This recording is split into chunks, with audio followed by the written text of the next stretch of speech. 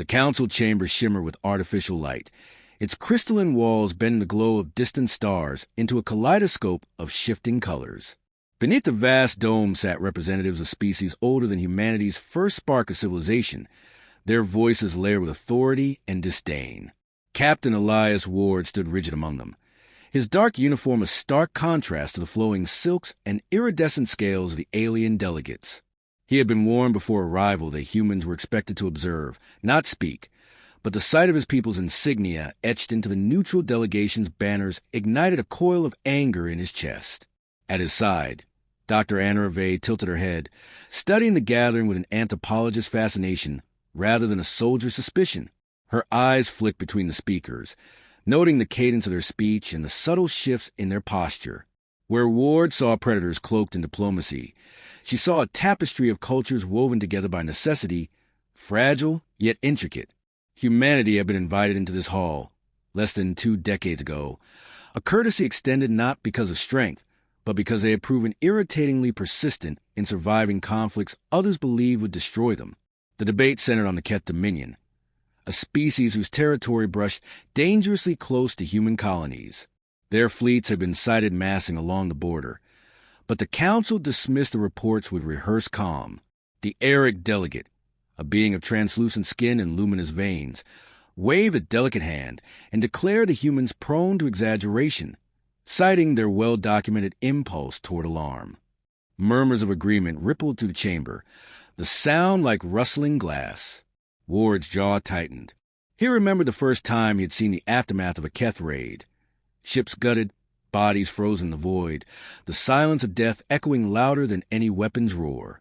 He clenched his fist behind his back, nails biting into his palms, forcing himself to remain still while the council assured itself that no threat loomed. Dr. Ve's voice, calm but firm, broke the flow of alien rhetoric. With respect, our colonies have recorded movement patterns too precise to be accidents. The Keth are testing defenses, mapping responses. Ignoring this is not peacekeeping. It is denial. Her words, though measured, struck like a stone into still water. A few delegates leaned forward, intrigued, while others hissed disapproval. The presiding counselor, a broad-winged figure whose feathers shimmered with authority, addressed her sharply. Humanity was granted a seat here on the condition of cooperation, not provocation. You forget your place, young one. Ward bristled at the dismissal, but Anna did not flinch. She merely inclined her head, accepting the rebuke outwardly while letting silence imply her refusal to retreat. To Ward, her composure was more defiance than any shouted protest could have been. He admired it, even as frustration clawed at him. Words alone would not shield their people. The session dissolved into ritualistic exchanges, and the humans were escorted out. As they moved through the corridors of the orbital station, Ward's voice was low, edged with controlled fury. They'll do nothing until it's too late. They never lift a finger unless the threat marches across their own borders. Anna's expression softened, though her eyes remained distant, calculating. Perhaps, but history has shown us that humans rarely wait for permission to act. The question is whether Defiance will protect us or condemn us. Their conversation ended abruptly when a courier drone approached, its metallic carapace humming with urgency. It projected a holographic image into the air, a human mining outpost, reduced to debris. Jagged fragments of stations drifted through space, glowing faintly from residual heat. No survivors. Ward's stomach hollowed, a familiar void that years of service had never filled. The drone's final line of text seared itself into his mind. Cause unknown. Unknown! Ward spat. That's not an accident. Anna leaned closer to projection, narrowing her eyes. Among the wreckage, faint organic filaments floated like strands of ashen water. Her scientific instincts sharpened into dread. That residue it's engineered. I've seen nothing like it in any natural collapse. Someone targeted them. Elias. Targeted humans. Her words carried a weight beyond grief. They hinted at intention, at design. Ward felt the fire in his chest blaze into resolve. The council's indifference no longer mattered. They were alone, as humanity had always been when the universe pressed hardest against them. We'll take this to the council, Anna said, though her tone lacked conviction. "They'll bury it," Ward countered. His voice was steel now, certainty layered over rage. "They'll call it raiders, pirates, misfortune. But I know what this is. War is coming, and no one out there will stand for us. We'll have to stand for ourselves." The image of the shattered outpost lingered between them, a silent monument to the choice awaiting every human world. Whether through diplomacy, defiance, or desperation, the path forward had narrowed to a single truth. Survival would not be granted. It would be seized. And somewhere beyond the veil of stars, the Keth were watching, waiting for the humans to falter. That's Section 1, 1,000 words. It introduces Elias Ward and Anna Reve, establishes humanity's precarious position, plants the seeds of distrust in the Council, and delivers the inciting incident with the destroyed outpost. It ends on a decisive note that sets up Section 2's escalation. Would you like me to continue with Section 2 in the same style right away? Or do you want to polish this section further with more descriptive tension and dialogue depth before moving forward? The wreckage report spread across human channels like fire and dry brush, sparking outrage, fear, and a grim resolve that no council decree could smother. Captain Ward sat at the center of a hollow table aboard the Resolute, its display painting his face with shifting blues and reds as tactical data rolled across the air. A dozen officers, drawn from scattered colonies, leaned in with the wary intensity of those who knew they were preparing for a war they had not been authorized to fight. "The Council will not act," Ward said, his voice even clipped, honed by years of command. "But if we wait, the Keth will roll through our border worlds one by one. I don't intend to stand by while another colony burns." His tone brooked no argument, yet the officers exchanged glances. Their loyalty to him was firm, but every choice carried a price they all understood. Dr. Anna Reve sat at the table as well, a civilian among soldiers, her presence both a challenge and a reminder. She tapped a sequence on her slate, projecting biological analysis from a mining outpost remains. The strands of organic residue twisted like serpents of light above the table. "This is no natural signature," she explained, her voice carrying quiet authority of certainty. "It is a construct, engineered to bind to human cellular structures. Whatever destroyed the station was designed specifically for us. That means foreknowledge. That means intent." Her words fell into silence like stones into deep water. The officers shifted uneasily, the implications grinding against their already thin patience. Ward studied the data, his jaw set, but inwardly he welcomed her confirmation. It hardened his resolve and gave substance to his instincts. They launched a reconnaissance mission days later, slipping a corvette past patrol lines into contested space. Ward accompanied the crew personally, unwilling to delegate in a moment so pivotal. The stars beyond the viewport stretched cold and endless, a silence broken only by the hum of systems and the occasional clipped orders exchanged across comms. The deeper they traveled, the clearer the signs became. Ship movements too precise, convoys positioned with surgical intent. The Dominion was not preparing for random skirmishes. It was drawing a net. The truth crystallized when they intercepted a data relay. Ward's team cracked its encryption with human improvisation. Patchwork code stitched together under pressure, a tactic alien engineers would never have attempted. Within the fractured files, they uncovered flight patterns of Keth fleets converging on human colonies. Worse still, embedded metadata bore the linguistic markers of a Council ally. The betrayal was unmistakable. Ward's fury was cold, a steady burn rather than eruption. He turned to Anna, who stood pale but unshaken. "We were never just another species to them," he said. "We were a problem to be solved. And someone on that council is helping to solve us." The corvette returned Scarb intact, and the evidence spread through human channels faster than any council propaganda could smother. Colonies that had once quarreled over resources now spoke with single voice. Unity against annihilation. Supplies were gathered. Ships reforged. Old freighters stripped and armed until they bristled with weapons unworthy of their hulls, but potent in desperate hands. The first clash came not in open battle, but in the shadows between stars. A human convoy, warned by Ward's intelligence, ambushed a Keth raiding party. The aliens expected retreat, hesitation, predictable tactics. Instead, the humans turned their weakness into a weapon, luring the Keth into gravity well of a fractured moon. Engines flared, ships twisted, and the Dominion's precision dissolved under the chaos humans wielded with brutal creativity. Boarding parties stormed vessels in suits patched with scavenged plating, knives and pulse rifles blazing in corridors that smelled of fire and blood. The victory was narrow, costly, but undeniable. Word of it spread across the frontier, carried not by official channels, but by whispers, songs, and hastily encoded transmissions. Humanity had struck back, and the Keth bled. The Council reacted with fury rather than praise. In an emergency session, Ward and Anner stood accused of destabilizing peace, of inciting war, of dragging fragile species into a conflict larger than themselves.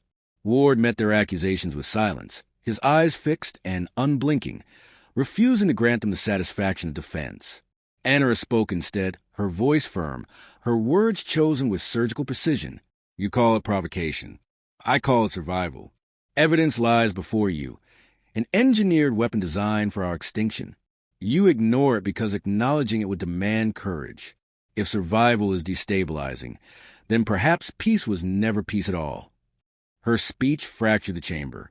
Some delegates hissed and demanded punishment. Others shifted uneasily, doubt creeping through their certainty. For the first time, cracks appeared in the facade of council unity. Outside the chamber, Ward's expression was unreadable. Anna walked beside him, her hands trembling only once they were out of sight. He caught the motion and, without speaking, placed a steady hand on her shoulder. For a moment, soldier and scientist shared the same understanding.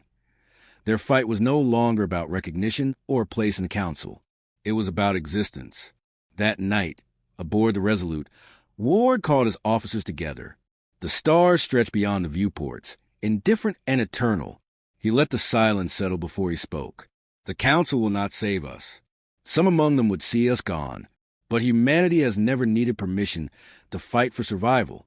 We'll build our own line, our own fleet, and we'll hold. The officers nodded, one after another, the weight of his words fusing into shared resolve. They were not many. Their ships were not elegant, their weapons not refined. But they were human, and that alone meant they were dangerous in ways their enemies did not yet understand. Ward turned back to the viewport, the ghost of the destroyed outpost reflected in his mind. The galaxy was vast, the enemies countless, but fear had burned away, leaving only iron in its place. We will stand, he said, almost to himself, but the words carried through the room like a vow, even if we stand alone. The officers repeated it softly, a whisper turned into promise. Alone or not, humanity would endure. The galaxy would learn soon enough. That's Section 2, 1,000 words. It deepens War and Anra's roles, exposes the betrayal within the Council, shows the first human counterstrike, and closes on Ward's defiant vow. It sets the stage perfectly for Section 3's larger-scale war and resolution. Do you want to go ahead and write Section 3 in the same style now? Or would you like me to first summarize key themes for the climax, so the final section lands with maximum impact? The Free Fleet assembled in silence, a patchwork armada of freighters turned gunships, mining rigs reforged into war platforms, and a scattering of true warships too few to inspire confidence, yet arranged with the discipline of desperation. From the command deck of the Resolute, Captain Elias Ward watched the swarm of vessels drift into formation, their hulls scarred, their weapons crude, their crews untested in anything but survival. He felt pride, but it was tempered by the weight of what was coming. Beyond the stars lay the Keth Dominion, already moving, already certain of victory. Dr. Anna Reve stood beside him, her gaze fixed on the tactical display rather than the stars. Where Ward saw ships, she saw lives, fragile threads stretched thin against an oncoming storm. She had spent her career studying alien cultures, hoping to weave humanity into the fabric of galactic peace. But now that fabric had torn, and she stood with those who had no choice but to mend it with blood. The Dominion's fleet arrived like a tidal wave, engines glowing with predatory precision, their formation a masterpiece of cold strategy. Ward's officers tensed, some whispering prayers, others checking systems with mechanical motions meant to steady trembling hands. The Keth outnumbered them 3-1, their ships designed for war rather than repurposed survival. The gulf between them seemed insurmountable. Ward's voice cut through the tension, steady, firm. We know what they expect. They expect us to break. They expect us to fight like they fight, predictable, rigid, afraid. But we are not them. We improvise. We adapt. We endure. Today, we show them what it means to be human. The first volleys lit the void. Energy beams carved across space, tearing through the fragile armor of human ships. Explosions blossomed silently, debris scattering like dying stars. Yet the humans did not retreat. Instead, they fractured their lines, scattering in seemingly chaotic patterns. The Keth pursued, confident in their superiority, only to find themselves lured into the field of drifting asteroids humans had seeded with mines. The void erupted as half a dozen Dominion vessels vanished in blinding detonations. Anna gripped the edge of the console as the fleet reeled under shock. "You bought us time," she whispered, though her voice trembled. Ward did not answer. His focus was on the flow of battle. Every loss etched into him, but pushed aside for the living who still fought. He ordered boarding pods launched, crude capsules slamming into Keth hulls. Humans poured through breaches with pulse rifles and improvised explosives, turning corridors into butchered arenas. Their tactics were brutal, inelegant, but effective. The Keth had prepared for fleets, not for a species that fought as though survival was an art.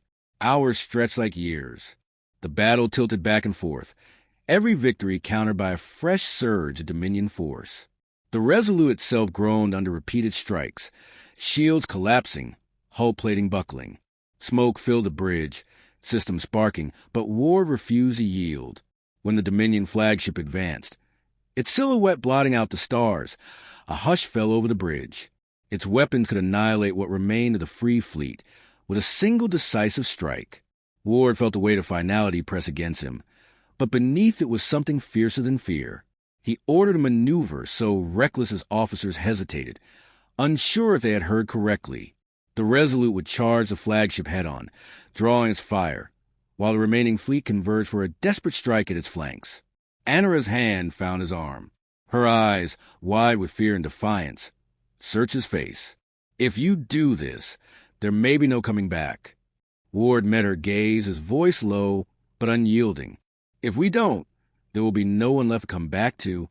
The Resolute surged forward, engines screaming as its scarred hull closed the distance. The Dominion flagship opened fire, lances of energy carving across space, tearing away chunks of metal. But the human vessel endured, inch by inch. In that final stretch, the Free Fleet struck, missiles and cannon fire slamming into flagship's vulnerable flanks. The void became a storm of light and ruin. The Dominion ship shuddered, systems failing, explosions tearing across its massive frame. Ward's crew cheered, some weeping openly, others gripping their stations as though afraid the moment would vanish. Anna watched the destruction unfold, her voice a whisper of awe. "We did it. We actually did it."